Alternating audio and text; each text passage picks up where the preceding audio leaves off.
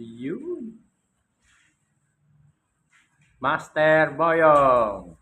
Hi guys. Ano mo sasabi mo, pare? Ano sabi niya? Ah. Nagkakasa ka na naman? Kaya nga, hindi ako papayag na extra lang eh. Sabi mo, extra. Ayan po si Master Boyong, nagpapalita daw. Anis. Ayan na guys, malapit na natin matapos. Susunod na natin to, papapalitadaan natin. Kaya nilayoutan natin, pinapapayra natin kay Boyong. Ayos, di ba?